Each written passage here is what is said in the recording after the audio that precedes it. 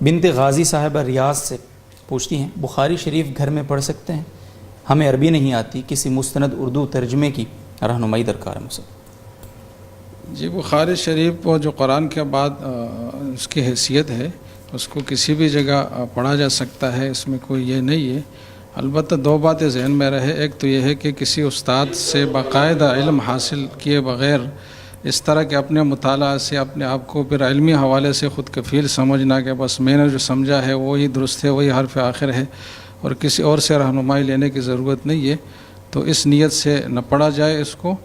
کہ ہم اپنے طور پر مجتہد بن جائے اور اپنے طور پر فیصلے کرنے لگے کہ کس چیز کو کیسا کرنا ہے، بلکہ محض ایک حدیث کی برکت اور حدیث کی جو تعلیمات ہے اس سے بنیادی رہنمائی حاصل ہو۔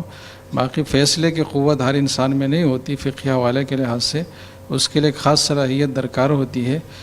جس کے حامل کو اصطلاح میں مجتہد کہا جاتا ہے، تو یہ انہی کا منصب ہے اور انہی کا شایان نشان ہے کہ وہ یہ فیصلے کر سکے۔ تو ایک تو یہ بات ذہن میں رہے۔ دوسری بات یہ ہے کہ صحیح بخاری کا اصح الکتب بعد کتاب اللہ ہونا اور یہ کہ یہ صحیح ترین کتاب ہے اور جامع ترین کتاب ہے،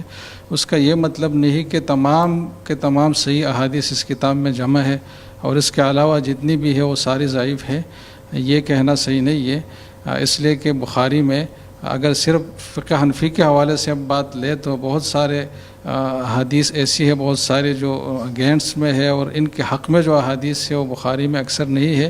جو امام بخاری کا اپنے ایک اجتہادی میلان اور نقطہ نظر تھا، اس حوالے سے انہوں نے حدیث جمع کی ہے وہاں، اور اس کے حوالے بھی ان کے پاس بہت سارے ان کے علاوہ بھی حدیث تھی لیکن انہوں نے وہاں نہیں لکھی۔ تو بخاری کے علاوہ بھی صحیح حدیثیں ہیں کتابوں میں جس سے دوسرے مذاہب کے فقہاء استدلال کرتے ہیں،